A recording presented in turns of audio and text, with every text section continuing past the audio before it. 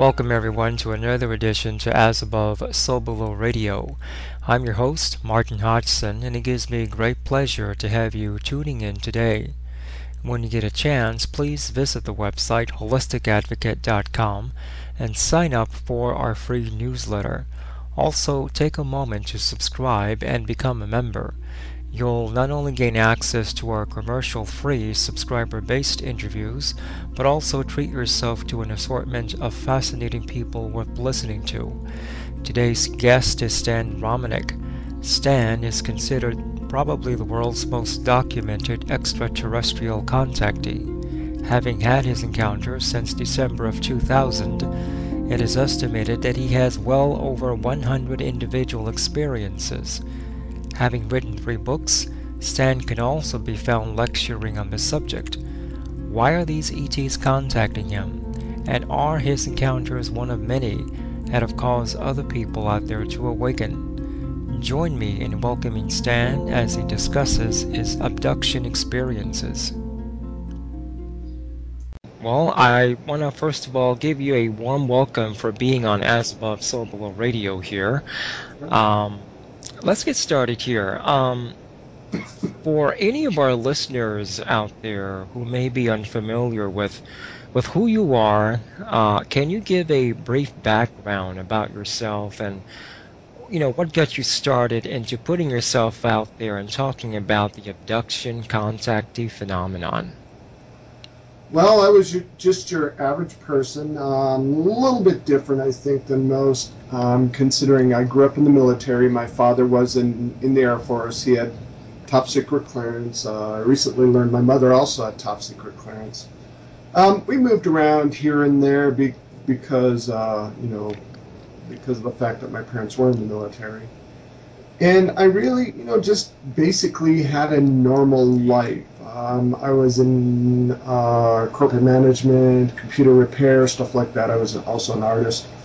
And I really didn't believe in the UFO phenomenon, just didn't believe in anything paranormal. I went to church, minded my own business, had a fairly decent job. And I actually met my wife online.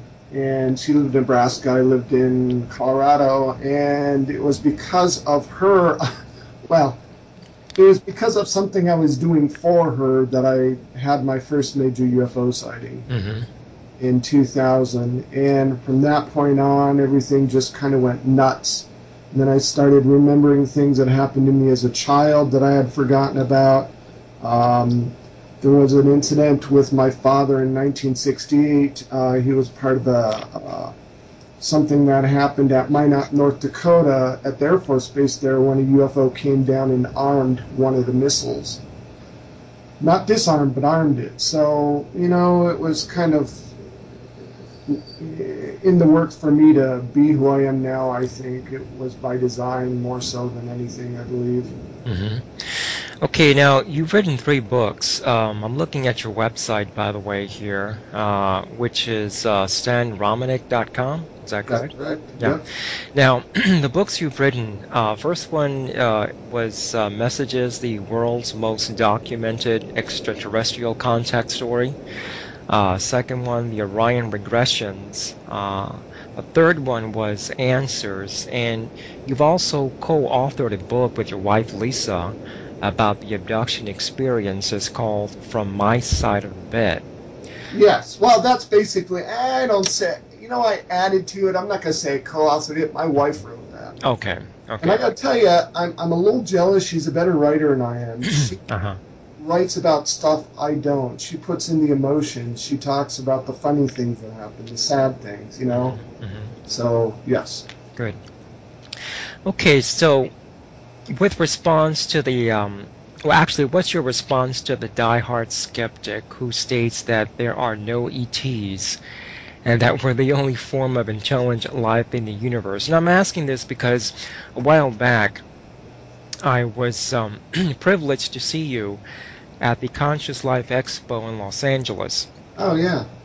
And I remember you gave a pretty detailed presentation where you showed video of your experiences, and you showed video and pictures of, aliens out there to the audience.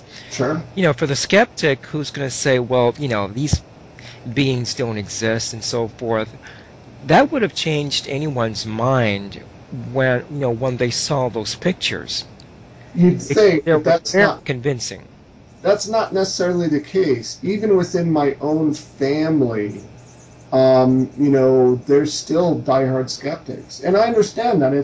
For me, it was because of fear, because of, the fact that I was extremely frightened of anything that would change my reality, would burst my reality bubble. Mm-hmm. And I understand that. What I would say to them is there's nothing to be afraid of. They've been around for thousands, if not millions of years. Mm-hmm. And if they wanted to hurt us, they're so advanced they would have done so a long time ago. And I'd also point out, just the overwhelming evidence. NASA won't, tell you that aliens exist because they have a vested interest in not doing so.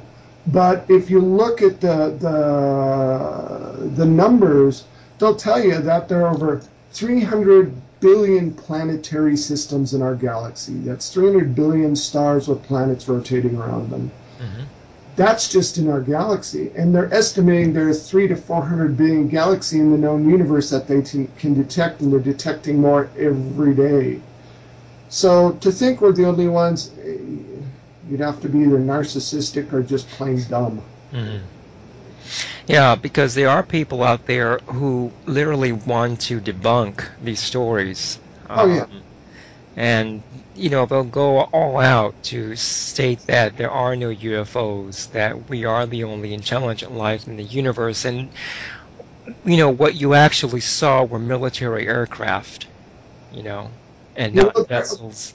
We're friends with, I'm friends with Minister of Defense, ex-Minister of Defense personnel. I'm friends with astronauts, and one of the people involved in my case is ex-Naval Intelligence. I've got connections to some of the top people in the world. And let me tell you, they truly and very much believe in off-world visitors and say that they've been coming here for a long time, and even tell you, that there are different types, which makes sense. Yes, there are skeptics out there, but you have to understand there are also paid debunkers. Mm-hmm. There are professional debunkers being paid by, be it government, secret government, whatever you want to say, whatever you want to call them, that, they don't, there are certain parts of the government that doesn't want this information out, especially oil industry, because it has connections to free energy. It has connections to, and then it proves that the government has lied to us all these years. So there's multiple reasons why they want to keep it quiet. Right. Okay, now you've also documented the scars and wounds on your body, right? Oh, you bet. Yeah. What can you tell us about, these scars to the best of your ability? Well, there are multiple things going on here. And what makes my case so different is the fact that I have all this evidence, including, documenting the scars. Not just scars, but the little, they call them implants. These little implants that they've, the physicians have taken out of my body, and one of them was sent off to Cal Berkeley. To their surprise, they were unable to figure out exactly who designed it, because the technology was way more advanced than we have. And the thing even more so that makes my case so different is the fact that most everything that happens with people around. So it's not just scars and wounds. It's tons of evidence, tons of physical and trace evidence, video evidence, surveillance videos, photograph, you name it, we've got it all. Mm-hmm. Now, were these ETs, I'm going to use that term here, I prefer to use ETs than the term alien. Sure. But were these ETs taking, specimens such as blood samples, sure, plasma samples, and so forth? And did they give you any explanation as to why they were doing this? If you read my last book, Answers, it talks a lot about that. Yes, they did. And, you know, I got to be honest with you, I have still somewhat kind of am conflicted about this. And I'll tell you why. Because there seem to be, in my case even, there seem to be multiple things going on. A couple of my experiences were horrific. The rest of them were almost polite, very, you know, they made sure they didn't hurt me. They wanted to more contact than an abduction. What I've realized, however, is there are multiple things here with multiple agendas, some not to the benefit of mankind. There are things that don't care what happened to us. There are other things that, you know, they tag humans just like we tag wild animals. There are other things that actually want us to succeed and hope we're doing fine. So, you know, it's quite confusing sometimes. Okay.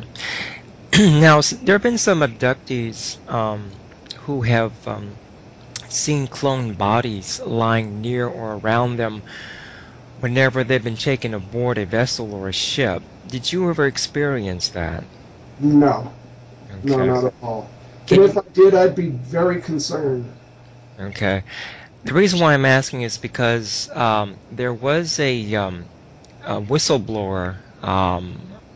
She isn't with us anymore. Her name was Carla Turner. And she pretty much went out there to publicize her experiences. And she did mention scenarios where she did see, according to her observation, were like cloned bodies. And I was thinking maybe you had seen something similar to that. You know, I believe there's also government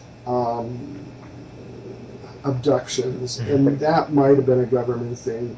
You know, they say that government's anywhere from 100 to 200 years more advanced than what they're telling you, and I believe that. So is cloning possible with sure it is. I mean, we've already done it. For what purpose, I'm not sure. Could that be alien or could that be government? You know, that's the question. No matter what it is, there's something weird going on when they're cloning other humans. Is it to replace them with something they have more control over? You know, there's a bunch of different scenarios. I've heard of this myself, but I have not. That's not happened to me, thank goodness. Okay. Now, were you ever approached by the feds or even interrogated by the military as a result of your experiences? Oh yeah, I've been beaten up, shot at. I still have fragments of bullets that you know, they shot at my car. You bet. I've been told to shut up. We find listening devices in our house. We're followed all the time. Or, you know, phones are tapped. And this is stuff I can, you know, this is all, I've got evidence to all this stuff, so. Now, I got to ask you this. Were you ever approached by the quote-unquote men in black, by any chance? Me and my wife laugh about this. I'm pretty aggressive. I don't think it would be in their best interest to do that because I'd probably clock one over the head and try to hide them in my basement. Right. Well, what about having any experiences with psychotronic warfare being directed against you? I am sure that has happened. I'm absolutely positive that. We've been told that has happened. There have been situations where, you know, there's a bunch of people over at the house and all of us get just very, I don't know, weird emotional things start. And then when we leave, we're fine. Very bizarre stuff. You bet. I believe that's a definite possibility, and I think it's happened to us, yes. Okay. Now, when they communicated to you, they did so to you telepathically, right? Yes, and you know, unless you've had it happen to you, it's next to impossible to try to explain. It's like trying to explain a color to a blind person that has never seen color before. It's very unusual. Okay. Now, when they did abduct you, I'm going to use that term, abduct you, you mentioned that for some of them there was this kind of remorse as to why they did this. And I'm just curious, on the flip side, Was there any cold or mechanical demeanor in their nature? Um, a couple times, but mainly, and again, I think there are multiple things here with multiple agendas. The beings, I'm going to call them beings, I don't know, aliens, I don't like aliens, ETs that I was involved with, and there were at least 4 different types, seem to be part of a group, even though they're different. I've seen them together, and they were very concerned that I was comfortable, except for 2 of the events. 2 of the events were all about scaring me, and I was sick for weeks afterwards, and I think those might have been military of some type. Okay. Now, I want to ask you this, Dan, if I can, and maybe you can give me some insight into this. Why the predominant presence of grays? You know, when we think about aliens or ETs, what first comes to mind, and I think a lot has to do with the media, is that our perception of aliens are that they're gray entities with the large eyes. And as I can recall, back in the 1950s, and even until, just recently, there were reports of human-appearing ETs visiting with contactees, such as George Adamski, Howard Menger, Daniel Fry, George Van Tassel, and even, Billy Meyer. And it just seems that there's an agenda for us to be exposed to, ETs such as the Greys, or maybe even, on the far, to the extreme, the reptilians. Sure. With a disregard to the human-appearing ones. Well, that is, I think, a ploy by whomever wants to keep control. It's all about fear. So they're going to try to find the scariest thing ever and put it all over so you'll be frightened of it. Yes, there's good and bad up there, just like there's good and bad here, but there are multiple things here, again, with multiple agendas. So, yes, there are things that look like gray, although I've never seen a true gray. I videotape things that are close, but I've never seen anything gray. I've seen some that are kind of bluish colored and some that are taupe colored, but never really gray. And I remember one time that I was laying on this platform, and one of these little so-called grays came up to me fairly close, and I looked at the corner of his eye, and it looked like that black that's in his eye had almost like a little handle in the corner, almost like he was wearing an eye covering. So I'm not sure those black eyes are fully black. They might just have an eye covering. And I think it's just because, they want to scare the heck out of us. The media always talks about the gray because it's really scary. And by keeping people scared, they have more control over them. Okay. Have they ever mentioned to you any association with human-appearing ETs? And I'm thinking like with the Pleiadians. I've seen them together. I've seen these little beings together with human and these, what I call the giant dogs, for lack of a better term, like almost like grass. I guess they call them mantis beings. I've seen them all together working together. So I honestly believe the real ones that I've counted were not evil or not bad. So yes, I've seen them myself. Now, can you just describe the human-appearing ones? My understanding is that they appear as the tall Nordic types. The ones that were close to being human were not quite human. They almost look like a cross between, what you'd consider an alien and a human. They had the human features. They had, a little bit thicker necks, a little bit bigger bone structure, but they had very sparse hair. What I remembered is they didn't have black eyes. They had very large, almond-shaped, slanted, so blue they were almost violet eyes. I mean, the irises were almost violet. And if you talk to, and I'm friends with Travis Walton. Travis Walton's experiences didn't really include Greys either, and his beings were, just like mine, there were multiple beings in there, one of which were the Nordics, but the Nordics that he remembers also have very strange colored eyes. Mm-hmm. Okay. Now, you've also gone under hypnotic regression back in 2002, right?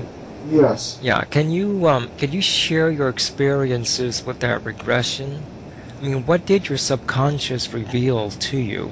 Well, unlike what you hear on television, my experiences were not caused by anything called sleep paralysis. I remembered everything. So this regression was pretty much, I was awake when it happened and I remembered everything. This was just to help prove to me that this stuff was really going on more so than anything, and help me remember stuff I may have forgotten. And, at this point in my life, I was going to have a breakdown. I didn't believe in this stuff. I was completely flipping out. And, the people involved with my case said, look, Stan, maybe if you get a regression, it'll help calm you down. And so I thought I'd try it. And it got even stranger because during the regression, the hypnotherapist asked me if I, remembered any symbols or any weird-looking pictures or anything, and I said, yes, I have this stuff in my head. And she gave me a large pad of paper and a marker, and I started writing them down. Now, understand, I'm severely dyslexic. Mm-hmm. And even though I'm an international best-selling author, I can't spell worth a darn, and I really can't do math. And when I came out of the regression, I noticed this surprised look on the hypnotherapist's face. And I looked down, and there was this gibberish I thought was gibberish written on this pad of paper, and I just started bawling like a baby. Well, she knew that it was actually, physics equations, and so she sent it off to one of her friends at the university who ran the physics department at the University of Nebraska. And he was just blown away because this is stuff that we didn't have. One of which was an electron structure for an element that we didn't have at the time. So. Okay. Now, you said that you were diagnosed a while back with dyslexia. So, for any skeptic who actually have seen these equations, for the first time, this would have been pretty much all the proof that they would have wanted. Sure. Yeah. So. Well, again, there's always going to be even with my own family, my brother, for instance, I could walk a little gray up to him, and he'd try to convince me it was a kid in a costume, So. Okay. Yeah, that would make sense for the skeptic out there. Now, you are also able to draw from your subconscious's recollection a total of 10 planets in our solar system. The 10th one being called, I think it's called Xenia. Xenia, yes. Yeah. Is this something which we're going to actually be told about? Because my understanding is that they've actually taken the classification of Pluto as a planet. Well, they already did that. They already admitted there were more than 9 planets. They found a 10th planet and called it Xena. Mm-hmm. And in fact, this is how these guys work. They will give you something if you don't believe, and I think it was just verifying to me that this stuff was happening. For instance, they gave me electron structure for an element we didn't have at the time. I got a newspaper clipping 2 years later that a Russian and German physicist or scientist actually developed this element. Mm-hmm. 2006, in one of the drawings I drew 10 planets. They showed us where they're from, they showed us where we're from, they showed us how they got here in this weird drawing, these little sketches. And instead of 9 planets where we're from, it had 10 planets, which I thought was confusing and didn't think much about it until one of the scientists sent me an article that they found a 10th planet in 2006 and they called it Xena. Since then, they've downgraded it, and only certain sized bodies are considered planets, and Pluto's not a planet anymore. But this is how these guys work, and they do it over and over and over again. They'll do stuff to just totally blow your mind to prove that this is happening. Hmm. Okay. Now, did they ever share their origin? I mean, as I said, when people hear the term grays, they think of Zeta Reticuli, Yeah. and so forth. Did these ETs ever share their home base Um, they with you? did suggest that they were 6 light years behind one of the stars in Orion, Hmm. in the Orion Belt, and one of those stars isn't a star at all. It's a nebula. So Hmm. they were not in the belt of Orion itself in any of those constellations, but 6 years behind it. Hmm. And they have a really good view, apparently, of the Horsehead Nebula. So Hmm. they kind of give us an idea that they're on 2 planets in their system, and that's about it. Okay. Yeah. Did they give any indication that uh, that there are more than just humans on this planet? I'm assuming that there are humanoid appearing people populating the universe besides, on Earth. Absolutely, absolutely. I, Yeah, in fact, not only them, the government, there are whistleblowers in the government that are. uh-huh. A couple of years ago, the Vatican came out and talked about it. So yes, there is multiple evidence. There are multiple things here, multiple things out there. Hmm. Some humanoid, some not. Okay. Well, what about the moon? Did they ever give or reveal to you any information about the moon itself? My understanding is that there are some alien bases on the moon that live underground, and that there is an alliance between our government and these ETs on the moon. Did they ever disclose that?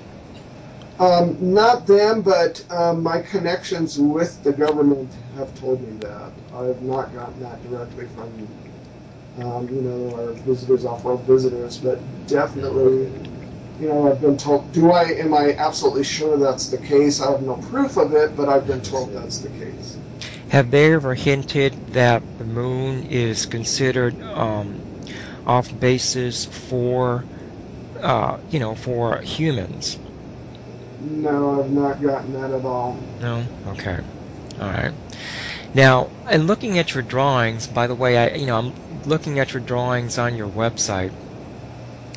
There appears to be a resemblance to a vortex and wormhole in some of your drawings here. And I'm just wondering, have you ever had any dreams or visions of wormholes by any chance? Um, yes and no. Um, from what I understand, we don't understand time-space. And Mm. once we understand time-space and the fact that gravity has an electromagnetic element, I'm sure the government already has this technology and can do whatever they want, and probably already have, their own version of a UFO. But as far as the human race itself, we don't really understand it quite yet. Hmm. And so, yeah, I've been shown a few things, and you're talking about the drawings on the equations. Yes, there's two. Let's see. I'm looking at the website here. There is a looks like a cube, Sure. and there's a larger cube overlaying the smaller cube, and there's what looks like some kind of a vortex, a drawing uh, between both cubes, and I'm wondering if they're using this method of travel to travel throughout the universe. They are. Yeah. We're always told that in school, we're always told the shortest distance is a straight line. Right. That's not the case. For anybody that knows anything about time travel, and there's not a lot of people on this planet that do, but I'm sure there's a few. It's not a straight line, it's just touching the points together and stepping across. Hmm. And it's not so much a wormhole in the fact that it's more like, from what they've described to me, more like a sheet of paper, and you are on a dot on this sheet of paper, and to get to the other dot, you either fold the paper to get to the other dot, or you lift up off the paper and move to the other dot. So Yeah. that's how they travel. They don't, go along a straight line. They just up and over, or just fold the two pieces together and step over. Okay. Now, just out of curiosity, have they ever revealed to you that we, or in this case, the quote-unquote secret government, if I can use that term, did they ever reveal to you that we possess this kind of technology?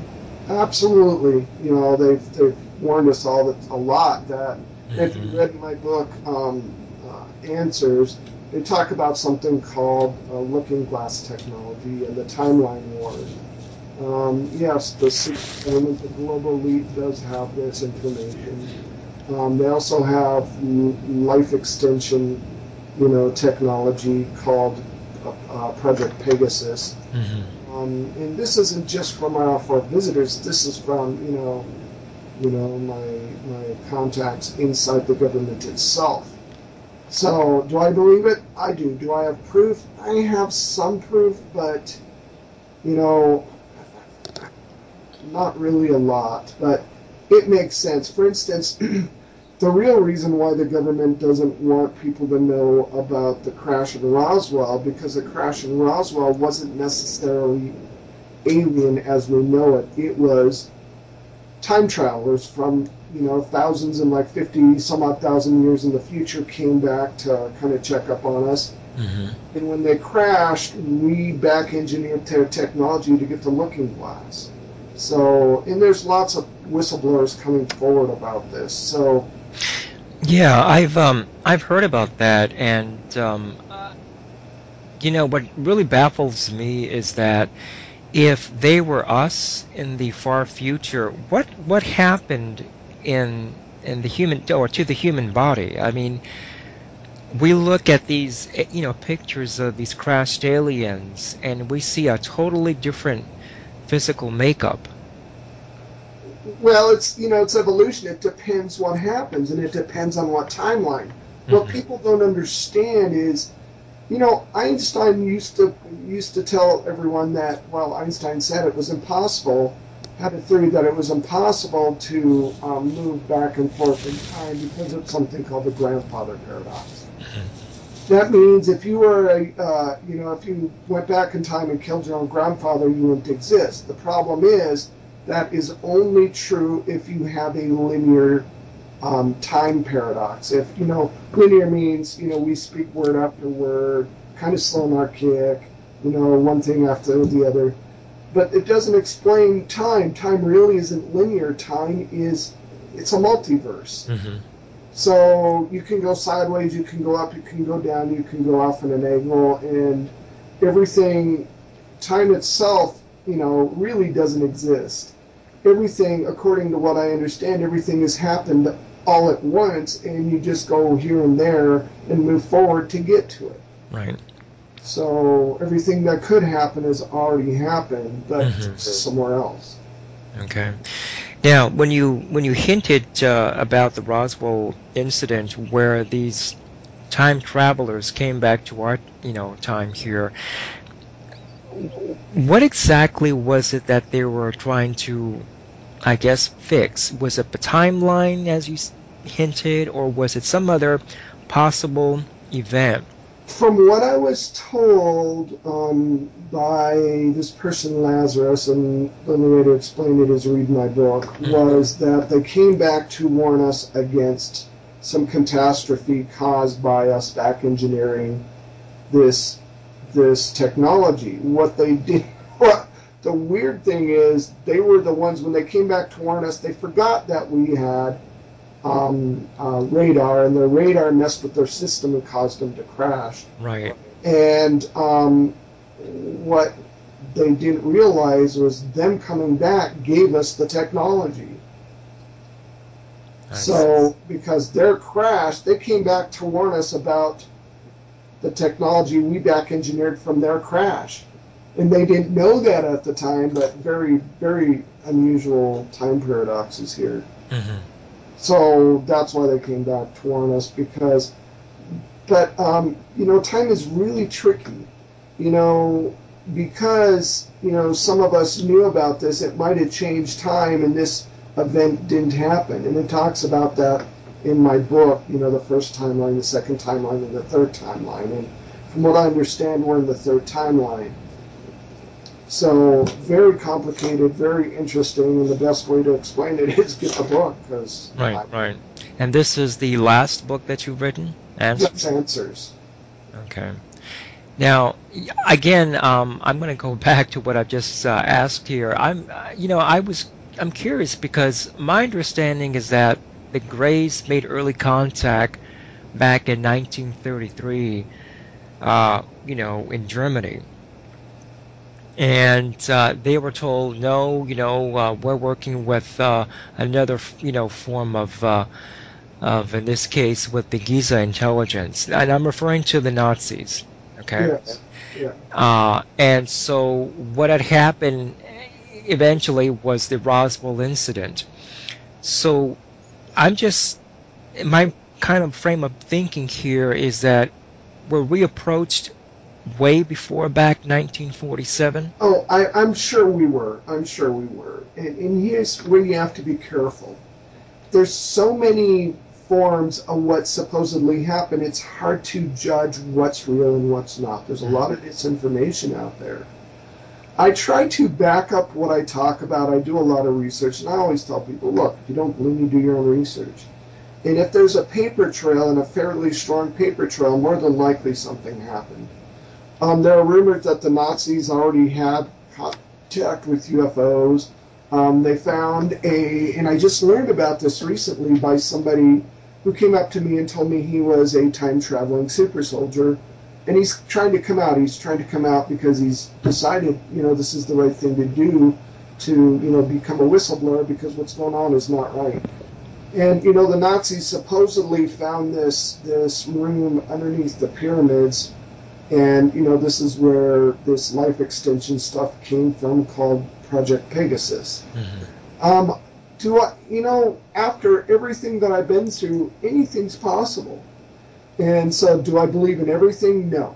But, yeah, it's okay to be somewhat skeptical. Question everything. That's what I always tell everybody. But if you don't believe me, do your own research. Right. Come to your own conclusion.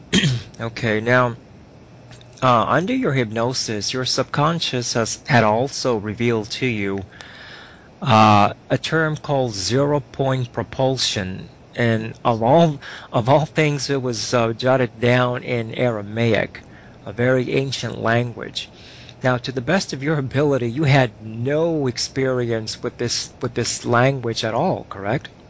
No, a lot of people say, well, you got it off the internet. The debunkers and the skeptics will say, well, no, you didn't. No, I didn't, because it wasn't around then. I mean, when I got this information, there was nothing like this anywhere.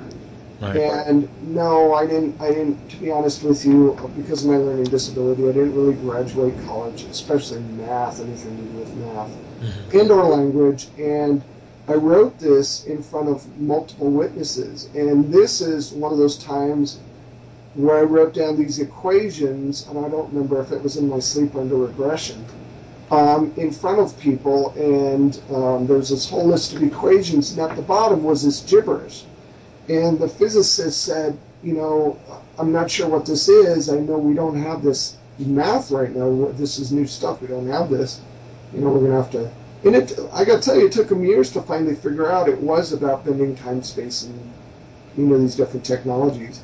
But this one was sent off to the language department. They said, oh, yeah, it's definitely a language, but it could be Middle Eastern, we're not sure. So they had me send it off to the University of Oregon. And they said, oh, it's Aramaic. But it looks like a real ancient form of Aramaic. So, one thing led to another, and we found out that it was the word... They were telling us what was in this equation, zero-point propulsion. was in this equation, and it was written in, extinct language, the language Jesus wrote, 7,000, 8,000 years ago. Hmm. Just out of curiosity, why did they choose Aramaic? Was there like an encryption there? Was it? That's a good question. Not only have I written stuff in Aramaic, I've written stuff in Sumerian cuneiform too, which is really, really, again, I thought it was gibberish, and it took months to figure out what I wrote. Hmm. Okay. I'm just thinking maybe when you were hypnotically regressed, did your subconscious ever reveal to you a previous lifetime back in maybe that part of the world? No. No? Never had anything like that. I see. Yes, I believe in reincarnation, but me personally, I've not experienced anything like that. Okay.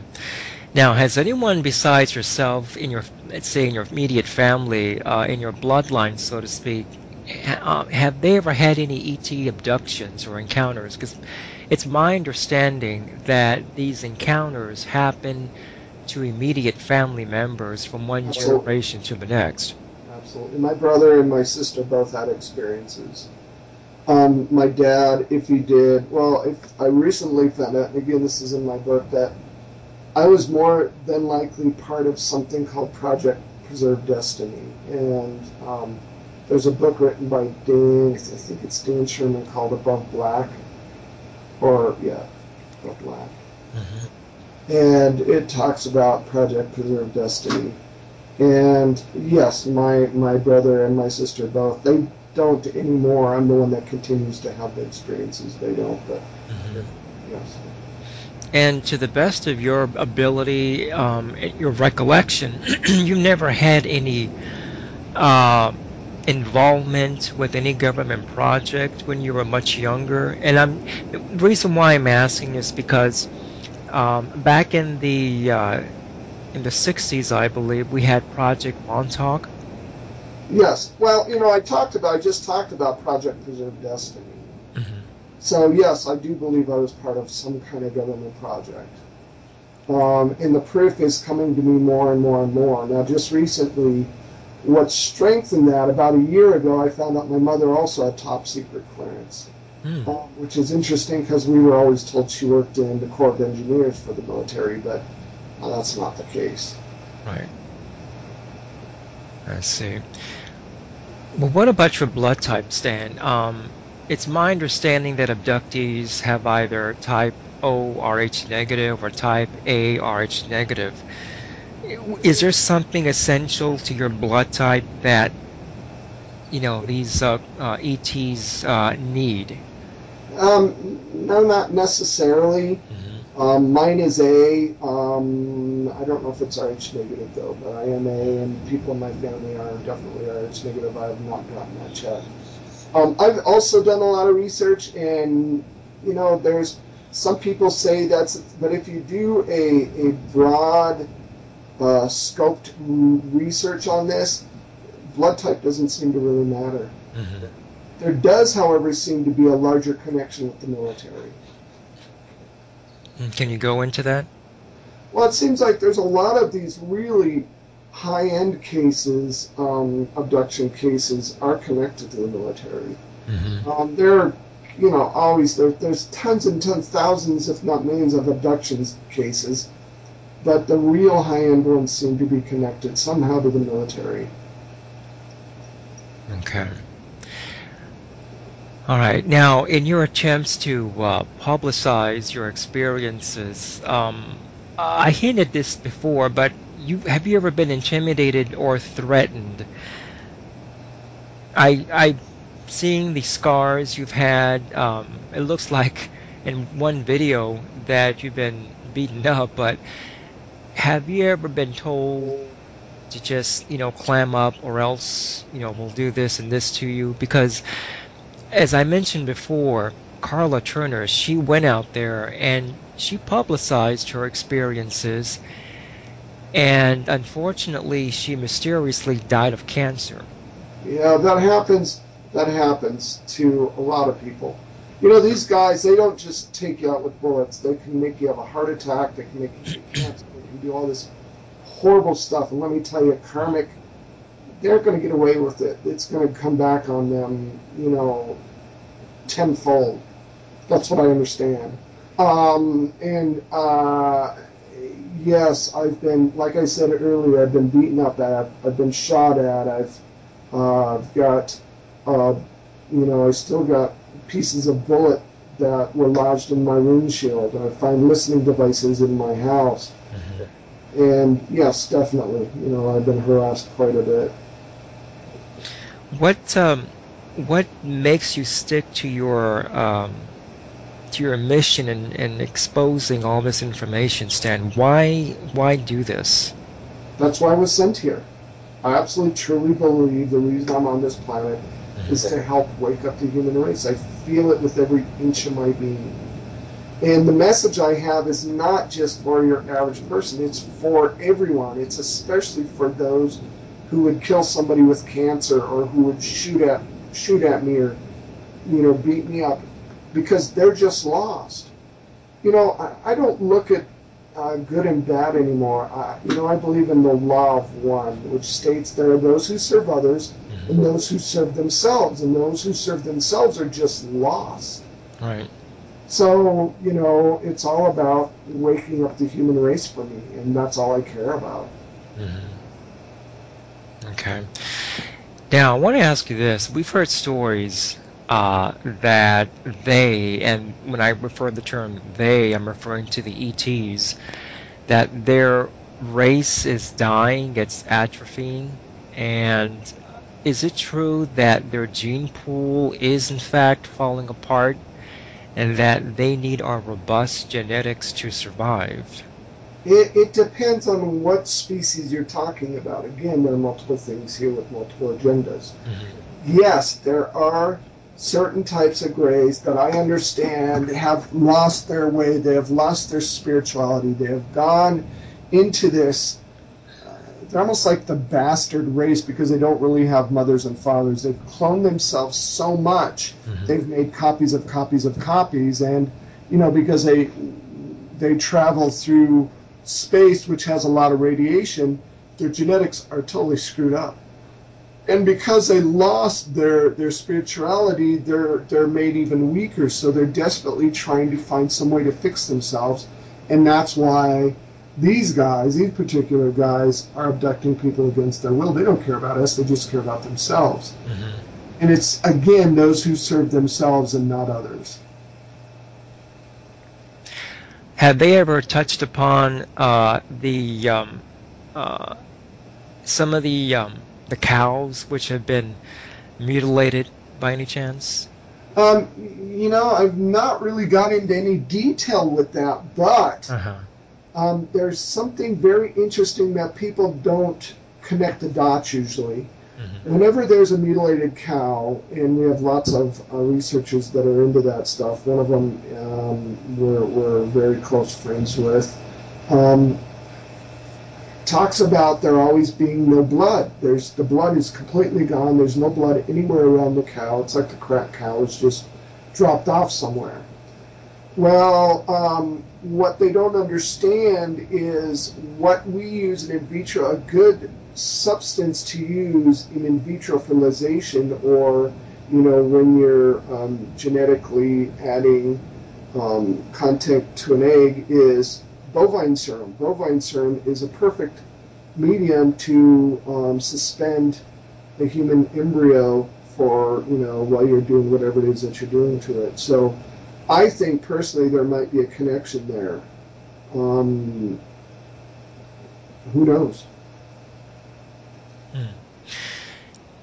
Now, do you think that with our technology, especially the medical technology that you know, we're developing now as we're in the 21st century, that this technology with genetics and so forth, this technology has been given to us by these ETs, especially the Greys? There's a possibility. You know, everybody says that all this technology we have is from back engineering. I think some of it is, but I also don't think we give ourselves enough credit. We figured a lot of things out on our own. Right.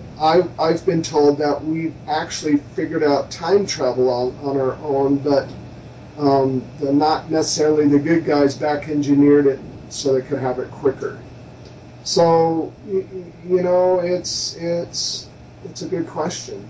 I think some of it's back engineered, some of it's not. Okay. Have they ever given you any possible scenarios for the immediate future or the far future? Something to the effect where they want to bring this to your attention? Oh, they have. You know, there have been a couple close calls from what I understand. We've got some outside help only because there's something that intervened. They have rules. They're not supposed to get directly involved. They can only guide unless something else outside gets directly involved. Then it's not fair. Right. They want us to evolve naturally, and they want us to pull ourselves up by our bootstraps ourselves because it's a test. If we can do that, then we're going to be allowed into the neighborhood. If not, then we'll probably just self-destruct and everybody's safe.